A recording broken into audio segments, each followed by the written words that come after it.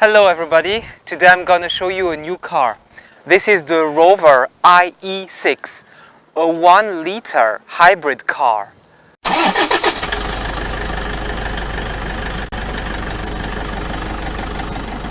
The design is taken from the 2008 Roewe MG550.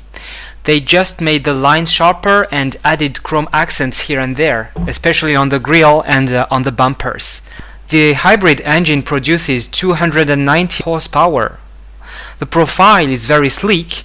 The CD is only 0.25.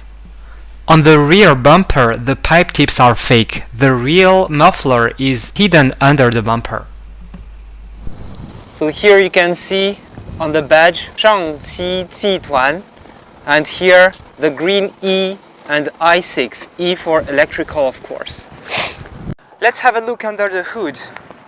So we can see the engine bay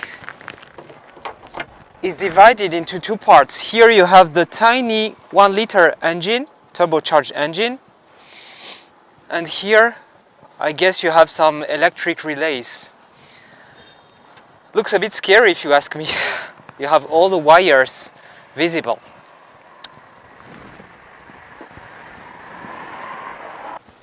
Okay, alright. To open the boot, you need to push the Roewe badge. So because it's a hybrid car, you don't have spare tire. You have a big battery here and some tools.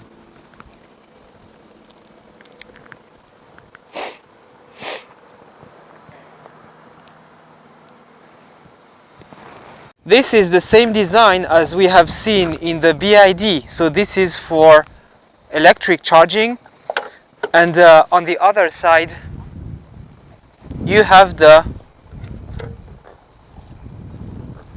normal fuel trap. Let's have a look inside.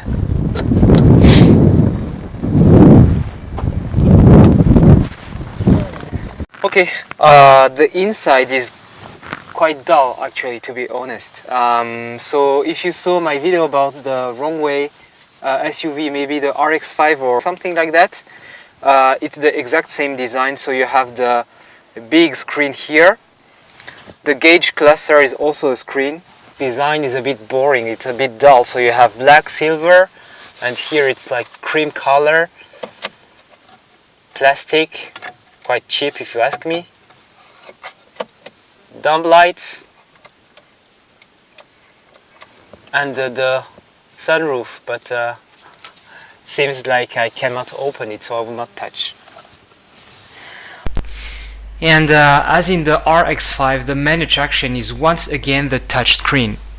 The first screen is the pedestrian sensor setup. The second screen is a summary of your power consumption over the last 250 kilometers. And the last screen is the setup, all in Chinese of course. I have asked to change the language displayed, but it seems to be in Chinese and Chinese only. And the gauge cluster is also a big screen, as we saw in the other car. So when you press the start and stop button, you have the Roewe logo.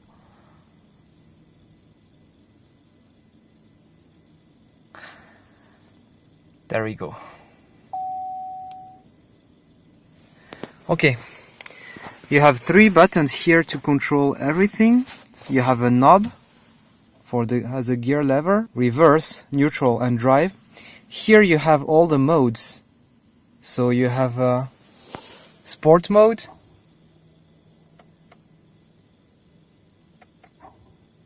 normal mode,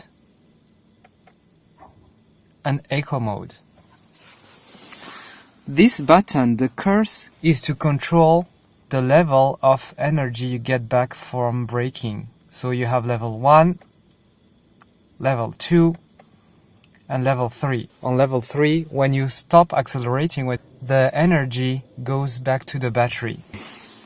And this is to change the way the battery charges. Alright, let's go for a drive test. So press the clutch and drive. Turn the knob to drive, and there we go. So we start in all electric mode. Yeah. Okay.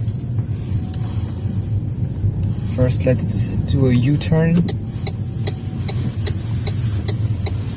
Alright. So I'm now 15, 16, 17. You can hear the engine kick in. Maybe you can hear it. Okay, so I switched to sport mode, and now let's have a try 0 to 100 kilometers. 3, 2, 1, go!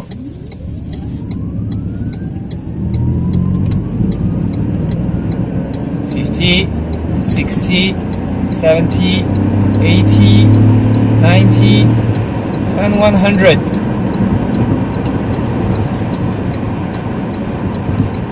How long did it take? I don't know. That's quite fast. Okay, what can I say about that car? It drives normally.